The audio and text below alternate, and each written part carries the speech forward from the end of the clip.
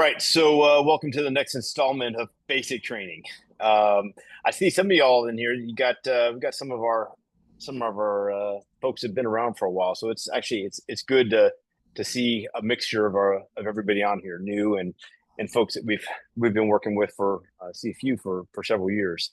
For those that are new here, my name is Coit Kessler. I'm a retired Nation second responder. Brittany, you're welcome for that.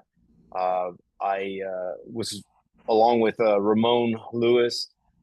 We worked for the Austin Fire Department, and I was under 22 years of my career as a program manager for Austin's robotic emergency deployment team. And man, during that time, we learned a few things I was hoping to be able to share with you. We started back in 2014, so I can just say that a lot of what I am about to share with you is not what we just had, but what people shared with us, right? Because we've all learned these lessons the hard way through the several years of trial and error, and we're starting to build up some pretty decent TTPs with this, right? And that's in credit to everybody working together as a community. So what I'll be sharing today, some of it's going to be things that we picked up on, and others is what are going to be what all of our friends in our community have put together. So with that, let me share my screen here. Ramon, you seeing that? It's a SAR missing persons. It's starting. There we go. That's concerning. All right, that took a little bit longer than I'd wanted. All right, so today's basic training, and guys, again, this is every 2 weeks throughout the fall and the spring. We host basic training.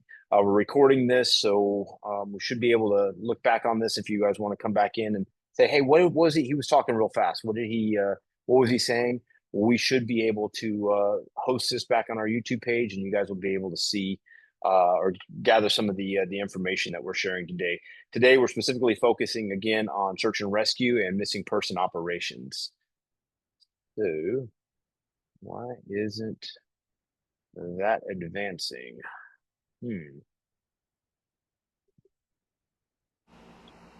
Coit, you have two instances up. You have a couple of stop sharing pieces up there. Yeah, that's actually to part of the presentation. Let me try this again. I'm gonna try sharing something else here. That was weird. Let's try this. How about that? That work? You still seeing it? Yep. All right. Okay, guys. So apologies for that. Agenda today, we're going to discuss high-level overview of how to conduct a search and rescue, look for missing persons, just some tips and tricks that we've kind of come across.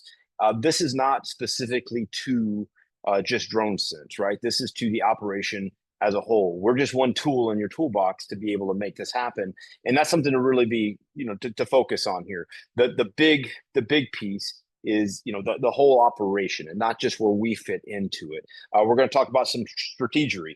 Yes, I said strategery. And we're going to go over a little bit on flight planning and operations. Hopefully we'll have some time for some questions and answer, maybe some feedback. All right. So when we're talking about developing a search and rescue plan or operation, first thing we need to do, guys, is we need to accept that it's not going to be perfect. We understand that this is public safety, and a lot of us, we're just really good at making this up on the fly, but we need to have a plan to go into whatever it is that we're working on. Even if that plan's not perfect, we need to develop a plan. And these are some of the areas in which, you may find you using your aircraft and your people to look for missing and lost persons. And I guess that could even be equipment, right? Because we have aircraft that go down, and in our communities that we have to go after equipment as well. So where do we start with developing a plan? Again, I'm going to go back to remembering it does not have to be perfect. I love this saying that Dwight Eisenhower put out was, in preparing for battle, I've always found that plans are useless but the planning is indispensable. Excuse me. The planning is indispensable. So we can go in with we can think that we're going to go in with everything we need, but we're going to have to be flexible with this. We're going to have to be able to figure out how to adapt to the situation, and that's what the second quote is from Charles Darwin. It just says, we've got to be able to adapt. We need to be able to be responsive to change, because in any one of these events, I mean, it could be we're going out looking for a child in an area that we are very used to looking for people in, but we have terrible weather that comes in, right? So we've got to be responsive to change. We've got to be able to handle this. We need to be semper gumby. We always need to be flexible and be able to work through our challenges. I will say this is probably one of the most important slides here is don't be one of these guys. Do not look at anything you're doing with drones or anything you're doing with technology as something brand new, right? You know how to conduct search and rescue operations. You've been doing this from the time you came out of the academy and you got on the job. Do not do something completely different. Just use this tool in the operation that you are running. Do not try to create something that is completely new and wacky. This is something that you are needing to fall into, just like you do in every other situation that you operate in. David, I saw your hand go up. I think he just went down. All right. 4 easy steps. Make sure you don't overcomplicate this. And that is number one, when you're developing the plan, determine the who, the what, the when, and the where. So that is public safety 101. We understand that. We need to know the who, the what, the when, and the where. Again, falling back onto developing that plan, we need to be able to assign task, execute, and then manage those tasks. All right. So these are just the steps, the processes in developing a plan, determining the situation, developing that plan, assigning, executing that plan. And then on the backside, this is really important too. We got to be able to review it so we know next time we go out, we did the right thing. I cannot overemphasize this piece in all the bullets that are over here on the right side, and there are a lot of them. Okay, is prepare. Yeah, that's a picture of my dad. That's what I was wanting to be when I grew up.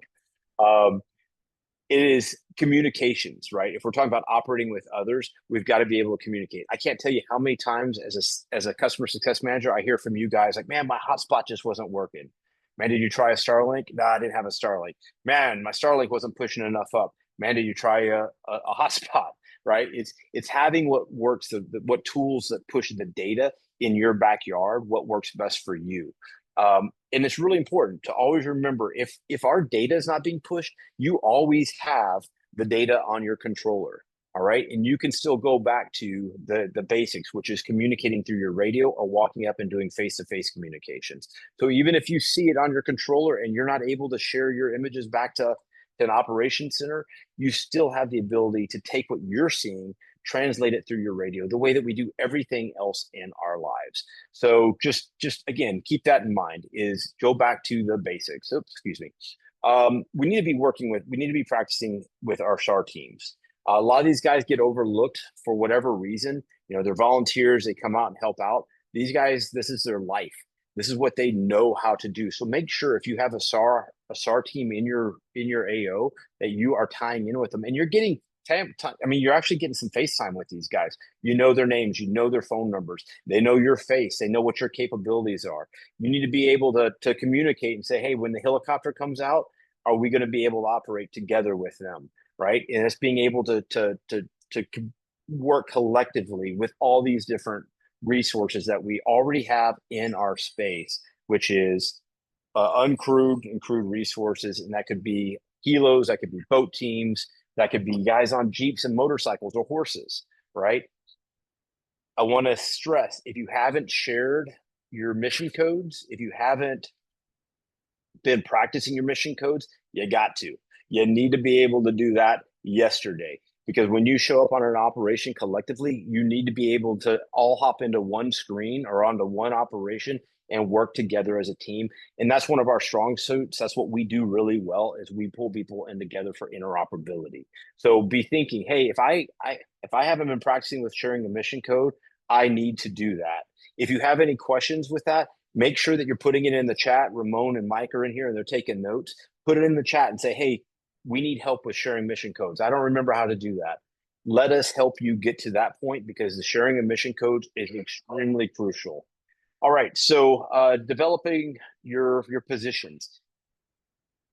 I think new operations, people that are just beginning to work with drones, uh, they focus on the pilots themselves, the RPICs, and the visual observers. But when you are starting to really go into a SAR operation and you are starting to, excuse me, 1 second, my dogs are barking. When you're starting to go into SAR operations and you're going into multi-aircraft flight lines and developing divisions in which you're working in, right? Search areas, divisions you're working in, you're going to want to have somebody that's called a data specialist, somebody that's punching the keyboard and developing those areas of operations that you're going to be looking at for people in. You're going to want to have somebody that's coordinating all that airspace that directly ties back into the incident command. So if you're taking notes right now, be thinking, hey, RPIC VO basic.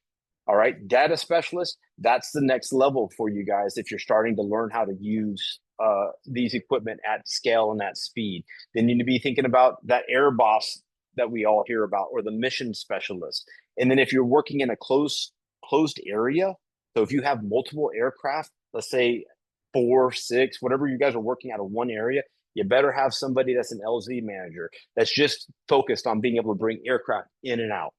Okay, so again, this is like big picture stuff for you guys. I hope you're taking notes. I hope you're writing this stuff down because this is stuff that if you haven't gone through this, you will as your programs develop. I'm going to be real clear. If you don't have toilet paper and you don't have food and you don't have water when you're out on an operation, you're going to be miserable. All right. So a mission ready package, that's what an MRP stands for. Develop a mission ready package. We have one through our DroneSense response team. Again, send us some notes. Say, hey, I need some help with an MRP. We'll send you over what we got, and you can copy it. Right?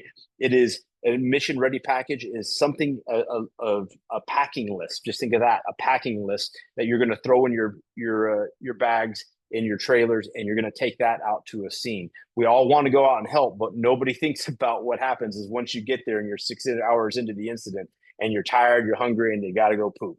So make sure that you have all of your supplies and your logistics with you.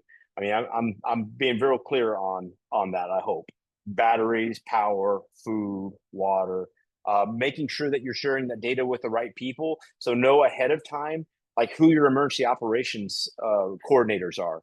Make sure that you know that you can get information back to the police chief or the fire chief if you don't already have that relationship. Make sure that you are able to communicate with the people that really need that information to make good decisions. Last but not least, there's something called the Special Operations Center. Is the SOS with the FAA is going to be your go-to if you're working in an area that you don't have airspace. You don't have the permission to fly in a specific airspace. So if you need that permission, you need to go through the FAA and restricted airspaces to be able to operate there. You're going to reach out to the SOSC, the Special Operations Center. Again, just hit us up with notes. Hey, I don't know that phone number or that email. We'll get that over to you as well. All right. I think that I just already tagged this is your resources. Left-hand side, that's your individual team. Right-hand side, that's going to be your search and rescue teams that we all have around us. A lot of us don't know. Making sure you're coordinating with those resources and your SMEs. This guy right down here says first to deploy. That's Gene Robinson. I call him the godfather of UAS. This guy was starting to fly these fixed-wing aircraft decades ago, right? Because he learned all this information and he shares that information all the time with us. So make sure you focus on those SMEs. And then I throw in the plug for making sure you use good tools for the job. In this case, I just threw in our DroneSense logo. So I'd really love to hear if at the end of this, if you guys have gone in and found the missing persons, lost behavior, or missing persons book, this is a great guide for you to be able to look at and uh, come up with when you're looking at coming up with a plan. This is a book that you go to help you develop that plan. It actually lists out here, it will list if you have a child, what children's behavior is. If you have an elderly person, what is their behavior? If you have somebody that has mental illness or they have Alzheimer's, dementia, what is their behavior, right? And it's almost an algorithm that you follow when you go down and you say, okay, here's my checklist. This is where I bet this person's going to be based off of all of these questions that you're going to find in this lost person's behavior guide. This is an excellent, excellent, excellent tool that you need to look at. Ramon, if you don't mind just putting in their lost person's behavior guide in that chat, so everybody kind of has that as a resource that they can go back and look at. I'd appreciate that. On it. All right. So thank you. So when we're talking about looking for a lost person, right? When we're talking about looking for a victim, or maybe in this case, maybe it's a suspect, we have tools that are built into our system already that work really well. So what I want you guys to do right now is pull your phones out, okay? Pull your phones out, and I want you to take a picture of this QR code. Make sure this is still working great. So this is using Magic Video Link. There we go. On your screen, you're going to see, well, it's booger twice on here. You're going to see that there are two listings of people here, or of somebody that we are looking for. And if you click on each one of those, this is through our media shared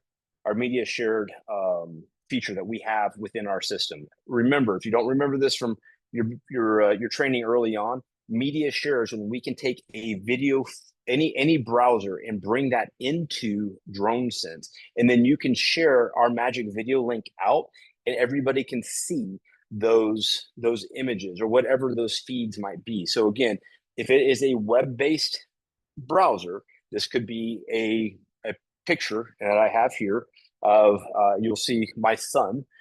This could be a missing child. So if we want to get this information out to everybody that is out in the field that is searching for somebody, these are questions that you would actually find in that lost persons guide. Is, hey, what is that person's name? Well, in this situation, his name's Griffin. What is his age? This is an 11-year-old boy. What does he look like? Well, we have a picture on here.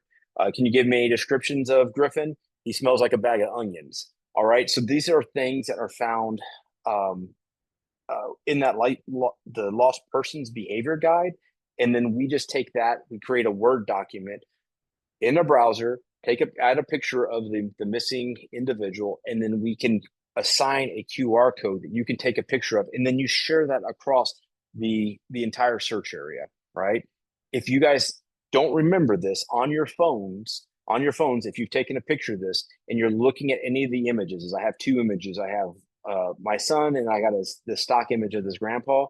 If you're looking at either one of those images, I want you to go up to the right-hand side of the screen, and there's going to be a little X button, okay? You hit that X button, it's going to show the listings of the names here. I want you then to go over to your QR code. Now, this QR code that you're setting here is the exact same QR code you just took a picture of. What does that mean? That means that if we're out in an operation and I'm working with a SAR team that doesn't have DroneSense, I'm working with a neighboring agency that doesn't have access to this, all I have to do is pull out my phone, say, hey guys, take a picture of this QR code, and you'll get information on this missing person. I hope that's helpful for you. Again, this may be just a reminder for you from our onboard training and the training that you've done with learning and development teams.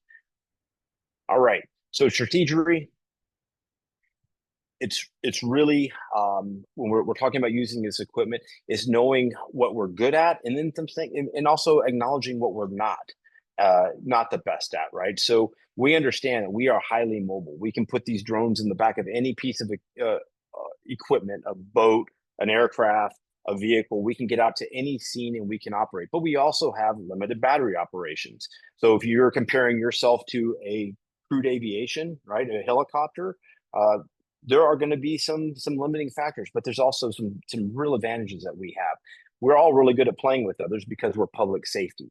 That's a really big one. We're resilient. That means that we are flexible. We can get through all these situations because we're used to being able to flex with the operation. Another really great one. We have helicopters here in Austin, Texas, that do a lot of search and rescue, but they do not have thermal capabilities. Right? That's crazy. These helicopters, our helicopters locally, have the ability to drop water on everything. They can haul off people that are terribly injured. They can go out and look for somebody, but they do not have the thermal capabilities that we have. So that's an area that our little small piece of plastic can leverage against that helicopter. We can cover a lot of ground in no time. It doesn't take us any time to get to where we're needing to go. But I want you to remember that this is another limitation: is that we are very good at looking at things, but you're also looking things through a soda straw. You have a very limited field of view. So keep that in mind when you guys are going out in the and using your drones for search and rescue. We actually have the ability, and this is something I'll throw out here in just a little bit later in one of my later slides, is you can see through water if you're at altitude. So if you're flying your drones over a river, a pond, and I suggest you guys try this, look to see what your visual acuity is at altitude, because you're going to find that you have a lot more visual acuity than you think. So if you're going out and looking for a body, or you're looking for a vehicle that may be submerged, you will actually be able to see a lot more than you think you can when you come up at altitude using your drone.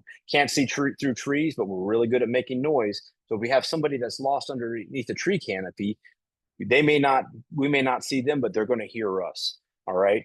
Always make sure that you're using your feature layers. Take DroneSense out and use it the way it's designed to be used. So if you have mission feature layers, draw your divisions out, draw your search areas out, and use your intelligent flight planning, because those are tools that are built into our system that work really, really well.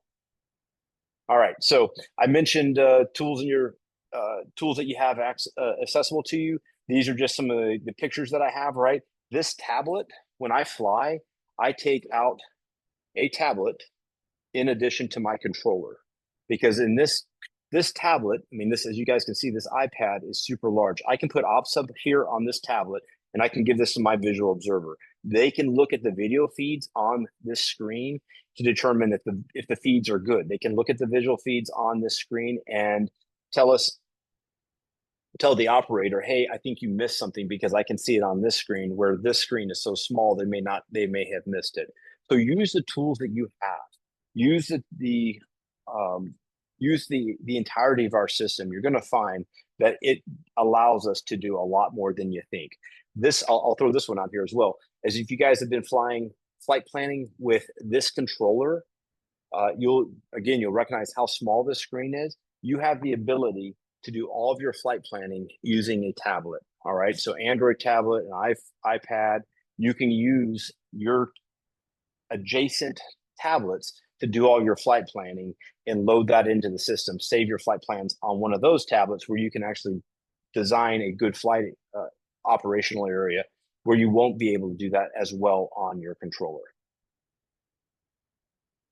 Oh, this is a big one right here. I'm going to talk a little bit about markers and what Matt Bridgefarmer tells us about markers in a few moments. But if you don't remember or you don't know, make sure that you take your phones off. Hey, Mike, go ahead.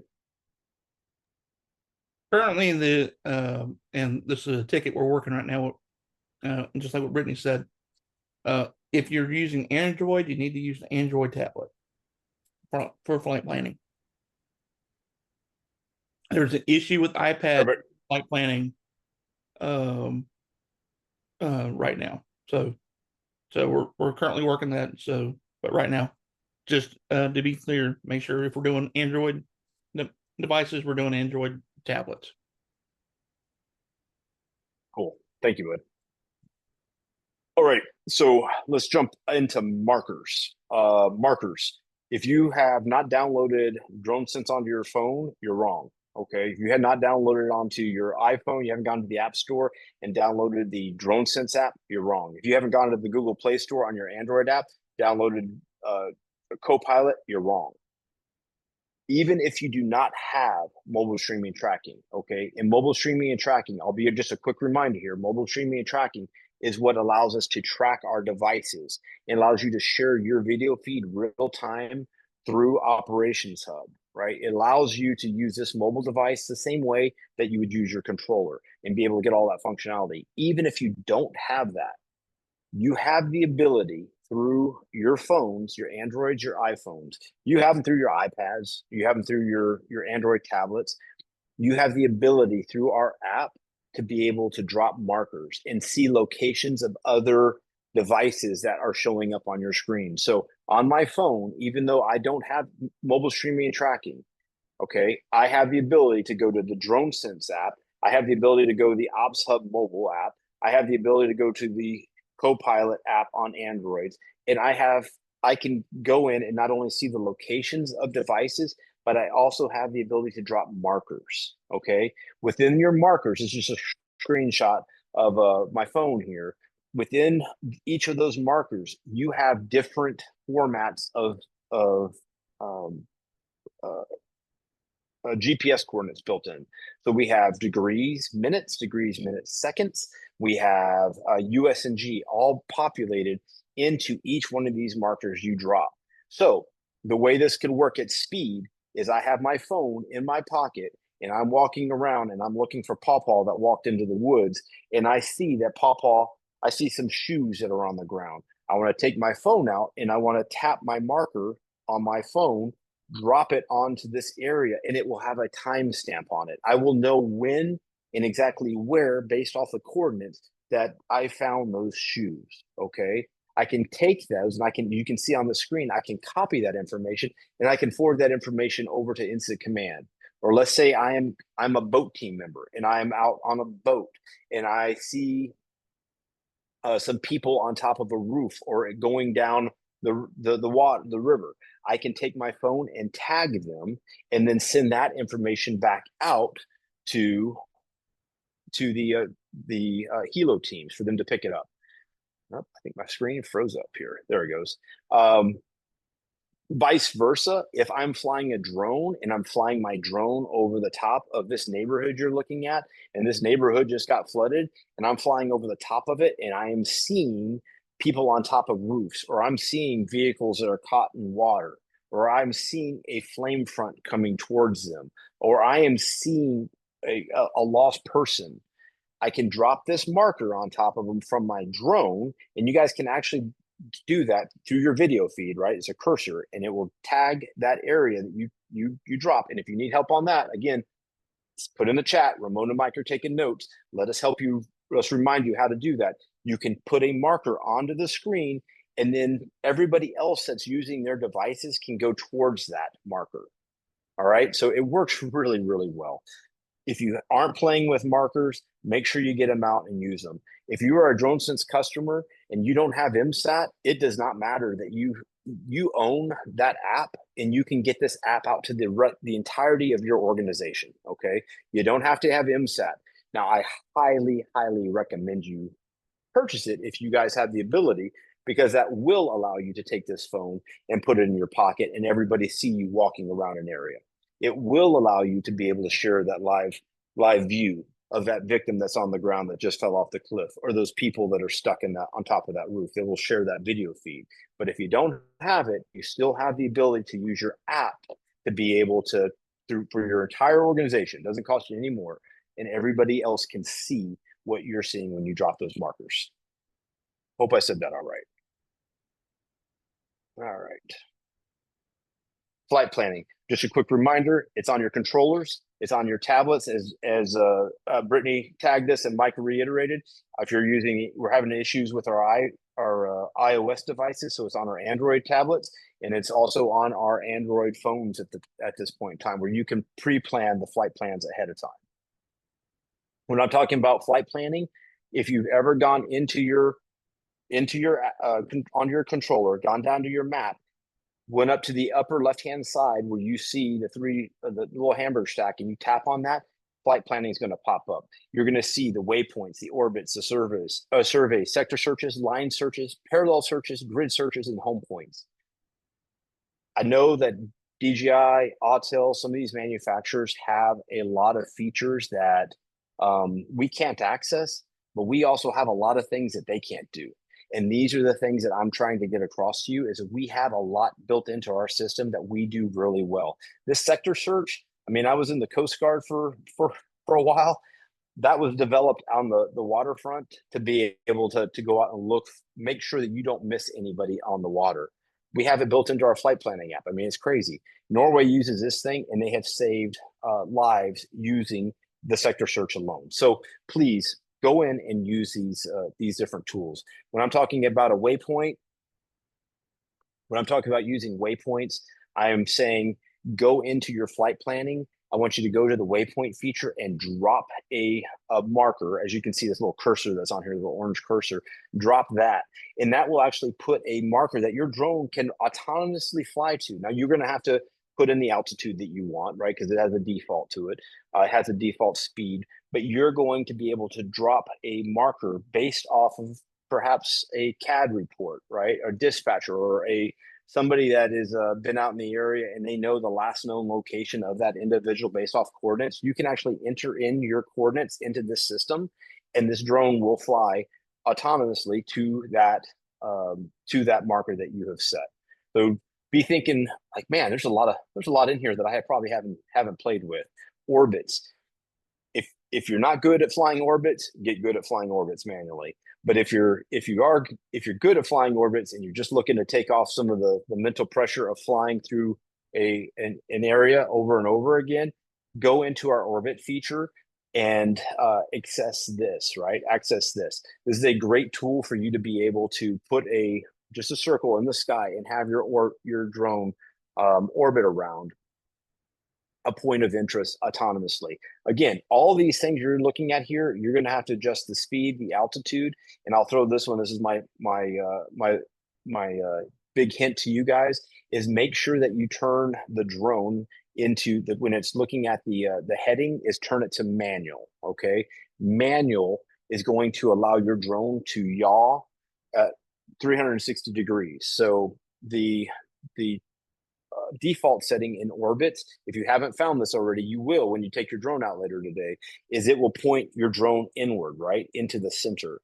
Switch the heading to manual, and then as your drone is orbiting around whatever it is that you're looking at, if that's a suspect in a building, that's a missing person, that's somebody that's stuck on a vehicle in a river, that orbit is going to allow you, or during that orbit, you're going to be allowed to manually turn your aircraft 360 degrees to be able to do any tracking of that point of interest. Sector searches, as I mentioned, this was born out of searching on the water in maritime. This is a great tool, but it's pretty limited in an area that you're able to search from. The good news, though, is that if you use a sector search, guaranteed you don't miss anything, because this is so thorough. The way that the system has been programmed, you cannot miss any items. It was designed for boats on the water's edge to do these maneuvers. So there was no way that you were going to miss anything that was going to be in that water. We're able to do it at altitude, and it is a very great tool for doing very precise searches. Mapping and surveys. This is where you guys, if you haven't played with this, this is where you guys are going to go out and you're going to take you're going to let your drone do, in this case, a lawnmower pattern, right? So we're running back and forth, and the drone is doing all the work itself. And as you'll see on our system, you'll see those little white dots. Every white dot there is a picture that's being taken. So you have the ability to turn off the photos being taken. I'm going to tell you, if you're doing a search and rescue, that you are making a mistake by turning your photos off and just allowing your drone to do a search pattern. And here's the reason why. It only takes a fraction of a time as it's flying to take a photo.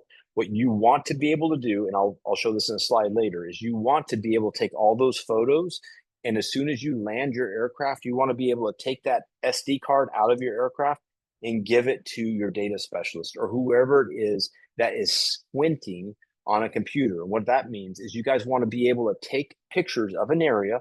You're going to be looking at this controller or through your iPad, whatever else you're streaming through, you're going to be looking through that. Your eyes are going to become fatigued. You are going to start missing objects a few minutes into this, just the way our eyes work.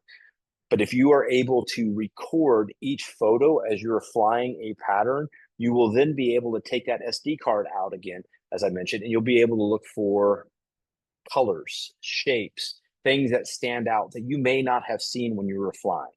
All right. We just did, I can't remember how many miles of search they did in our Central Texas region with the most recent floods. Your eyes get tired, you get beat up. So make sure that you are, if you're flying a search pattern, that you are using your tools and gathering that information that somebody else can later go back and review. Here's some tips and tricks, and this is from one of our good friends, Matt Bridgefarmer, Lieutenant Bridgefarmer with the Texas Game Wardens. Threw some love at us yesterday and threw out some really great advice I wanted to share with you. I said, hey, man, what would you want to share with this group? And he said a couple of things. One, and he's talked about this many times before, is have remote observers. So if you're going out and you are doing a search, Lieutenant Bridgefarmer may be hundreds of miles away from his wardens, but when their guys are going out and doing a search, he will actually turn on OpsHub and he will watch their video feeds. And the reason he's doing that is just like I mentioned with that squinting, his guys are looking for different things, and they're not everybody catches on a thermal search or when we're looking for change detection in color or shapes. Not everybody catches that when they're looking through this small controller. So what he does is he sits on the back end and he's found some folks doing a remote observer job, right? So he is sitting back at his computer or back with an iPad, and as his guys are flying, he's actually looking on there and communicating with his guys. He's like, hey, did you end up seeing that white image underneath the tree? Guys completely missed it because they were looking for something else, or they were focused on another area, or they had the radio jammed into their ear, or they were being distracted. So having that remote observer when you are doing a SAR operation can be extremely helpful. Squinting.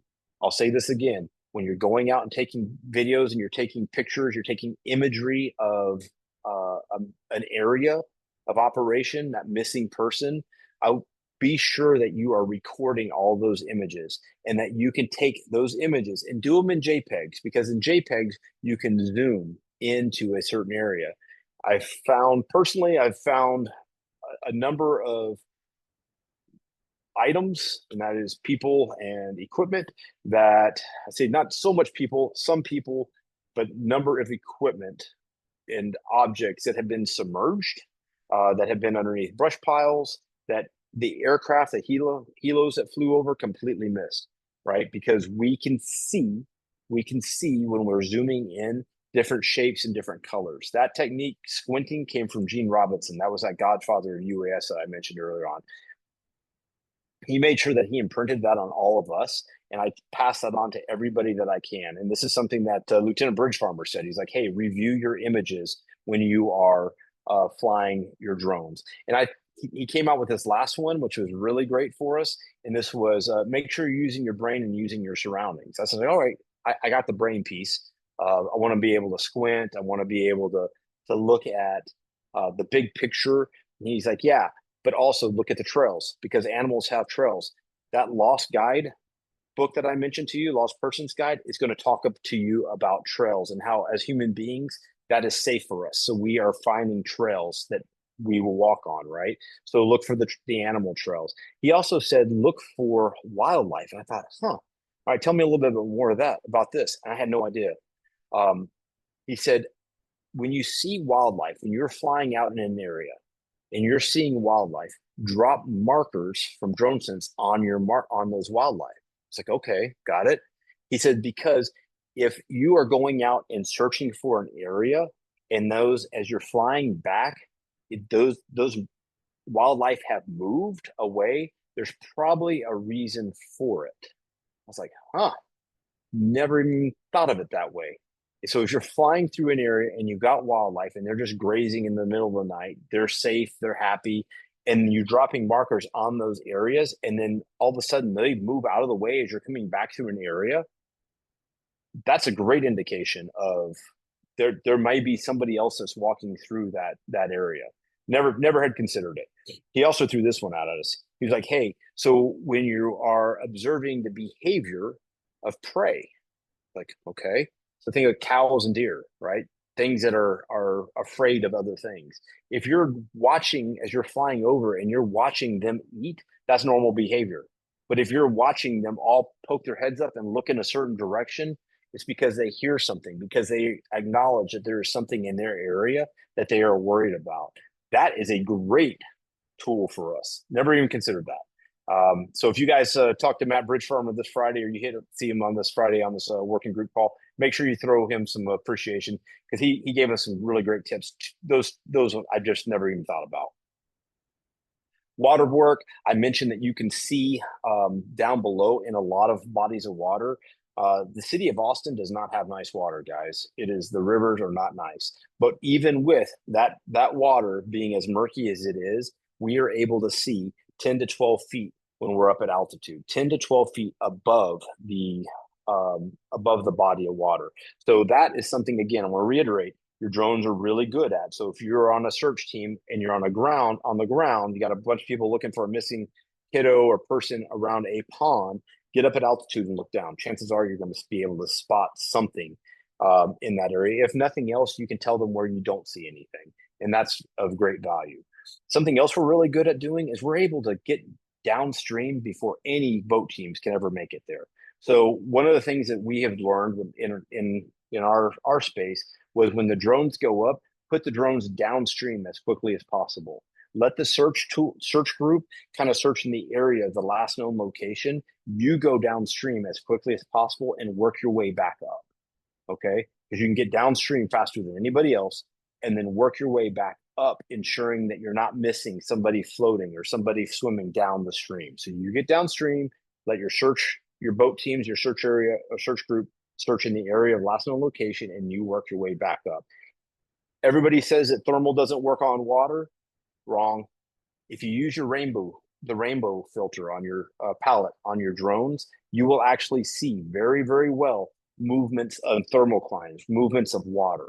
So you may not see somebody's head that is bobbing in the water, but if there's any movement, the rainbow filter on your drone is going to show you that the difference in thermals, right?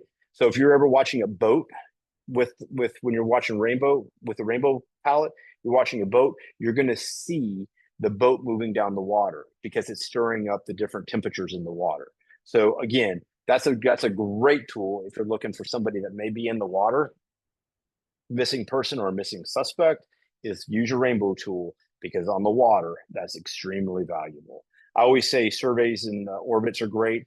Water gets it's hard to, you start losing your focus when you're looking at water because of the reflectivity.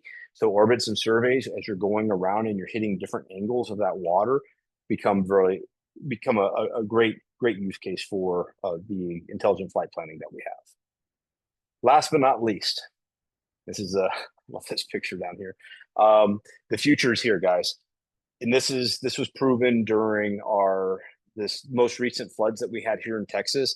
Is machine learning has gotten to a point that it is really effective for us right now. Okay, machine learning is allowing us to take those images that we would normally be going through, and I mentioned squinting, and dropping it into a machine and allowing it to process for change detection, right? Shapes, color.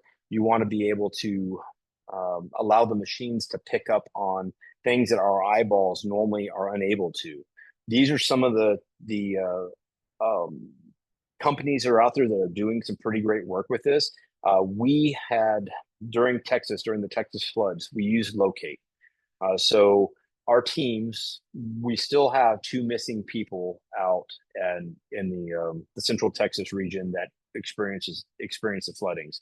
Our teams would wake up at 4:00 in the morning. The UAS teams would wake up at 4:00 in the morning when, because it's so hot here, when the ground had cooled off enough, and they would go out and use the thermal capabilities to fly. And I can't remember how many miles of 70 miles, I think.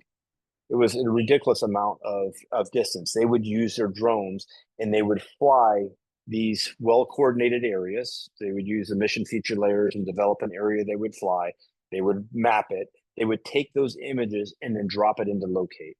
And then locate would process those images. In this case, they were flying at night, so they were all thermal images, and they would come up with um, uh, things that they would find, targets that they would be able to send their ground teams to go look at. That is a really cool tool. We are only good at catching the fish. All right. We are really good at capturing the fish. And that's why I throw this knucklehead down below. We can capture the fish, but we have to send it to somebody to process that fish to make it good, usable information. So that processing, those people that prepare that fish and they serve that fish, that is going to be this is going to be your machine learning. I got on the ChatGPT last night. I haven't tried it yet, but I'm gonna challenge you guys. I got on the ChatGPT last night. I was like, hey, so if I upload hundreds of images, can you sort these? Can you look for shapes and color detection? He's like, yeah, got it. You want to load up a data set? Haven't done it yet, but according to what I went through last night, um, I would challenge you guys and let us all know on the Friday working group calls if that is something that you found to be effective. That may be a tool that you already have available to you that you haven't even tried using yet. So I'll put the plug in for Locate. We've worked with them for a number of years, and they've been fantastic. And they really stood up and helped us out during the floods this most recently here in the state of Texas. So pull your phones out. We're on the back end of this course. I want you guys to take a picture of this QR code. This QR code is going to give you credit for this course. So take a picture of this QR code. The way we have it set up, it's just like in all the other basic trainings, is this is going to drive back to a Google form and it's going to give you credit for taking this course. All right. So be sure to take a picture of this QR code. I'm going to give a 10 count. So you guys pull your phones out. Here's a 10, a 9, 8, 7, 6, 5, 4, 3, 2, 1. I'm going to move on to the next QR code. There's 3 of them. I'm going to move on to the next one. If you haven't knocked this one out, be sure to let us know and we'll pull it back up. Next slide this is going to be the instructor feedback. So we want to hear like, hey, I got something out of this class. Nope, I didn't get anything out at all. Man, that guy talked way too fast. We need to hear what you are looking for so we can help you with what you need in the future. So please drop some feedback in. It's going to take you a few minutes. I mean, there's some questions in there, but be sure you take a picture of this QR code and let us know so we can develop the next class for you. And we know, what level we should be teaching you at, because we're dealing with folks that are just starting this program to folks that have been with the system for a long time. So we just need to know what you're looking for. All right. Here's a 10, 9, 8, 7, 6, 5, 4, 3, 2, 1. Brittany, I hope you took a picture of that. All right. Last but not least, here's a QR code for sending, or excuse me, this QR code is for our support line. All right. So this QR code is going to get you over to our support card that will allow you to save this as a contact, right? Which has the toll-free number and our website on it for our support line. Make sure you guys have that in your phones and share that with the rest of your team members. This is my contact information. That's my cell phone. Be sure to call it if you need help. Be sure to email me if you've got questions, and let us help get you to wherever it is that you need to be going in your in your development of your program. So with that leaves us 5 minutes. I was hoping to get to this point so we could just answer some questions. So please go open mic. And Ramon and Mike, if you guys have anything that you wanted to, anything in the chat that we need to go over, if you could bring those out, I'd really appreciate it. Again, open mic, guys.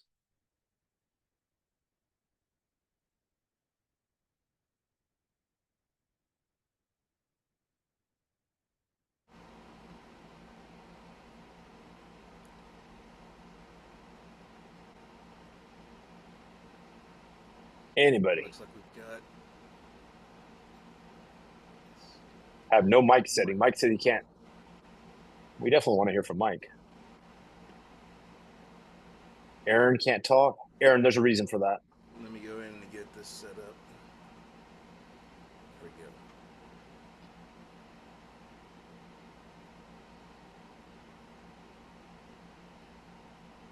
Aaron, can you speak up? I got it now.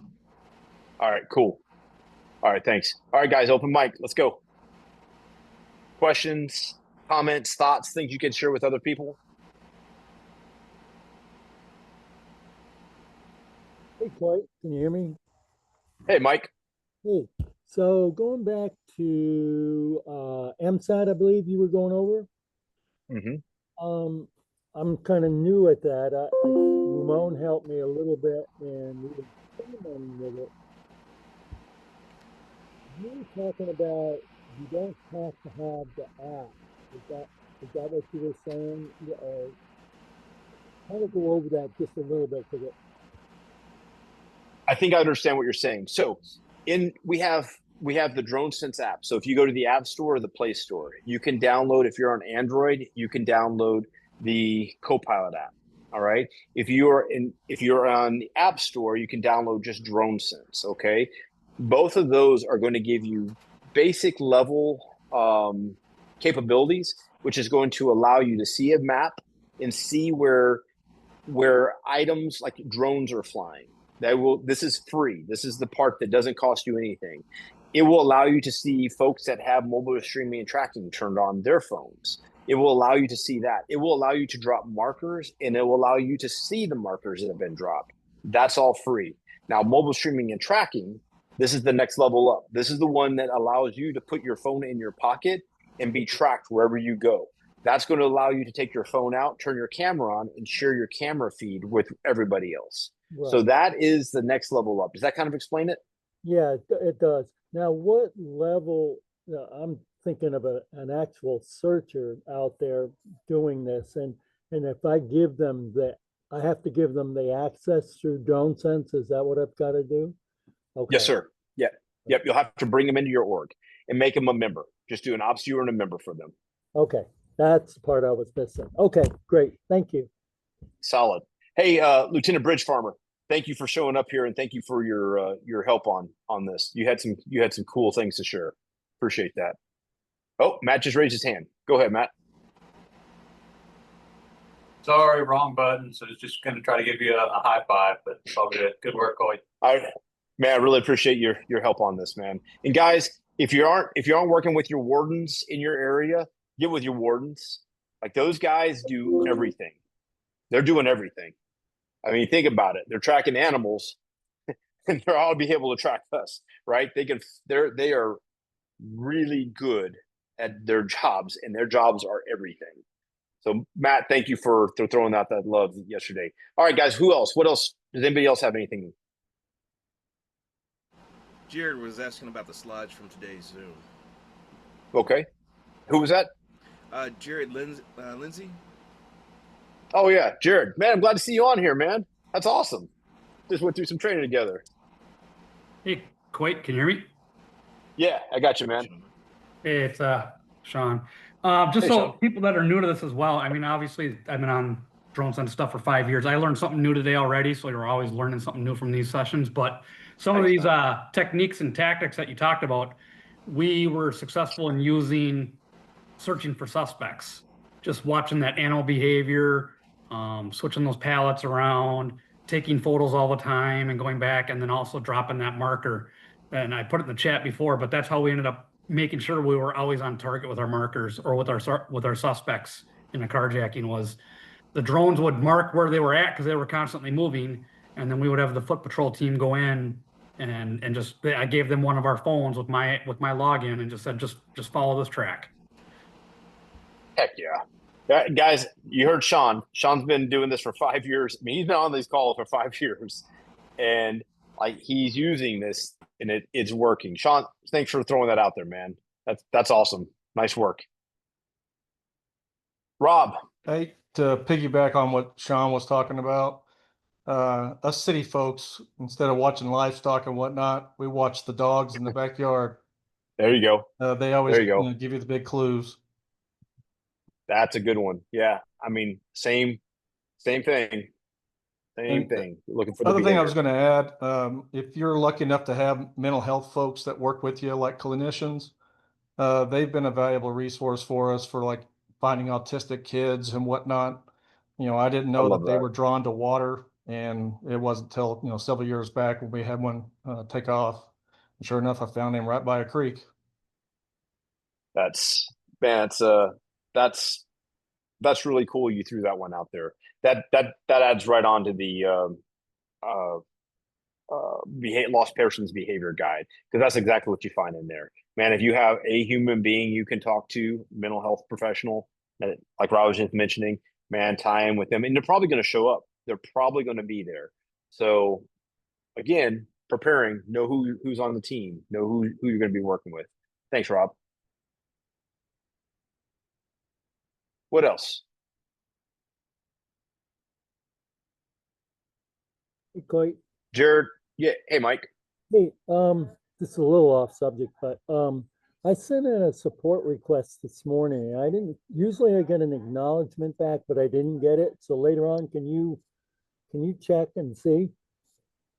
Ramon, you got that? Yeah, I'm on that right now. Solid. We got it, Mike. Okay. Thanks. Thanks, bud. All right, guys. Well, is there anybody else? I mean, you ever want to throw anything else out there?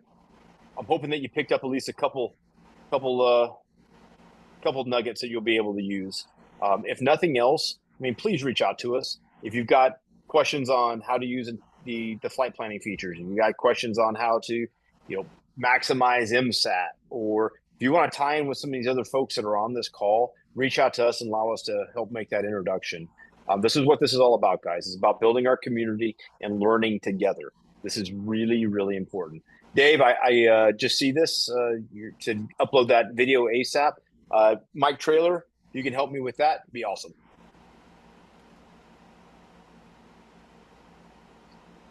All right. I don't see anything else. All right, guys. Well, that takes us to time. I hope that you have a wonderful day. You bet, Rob.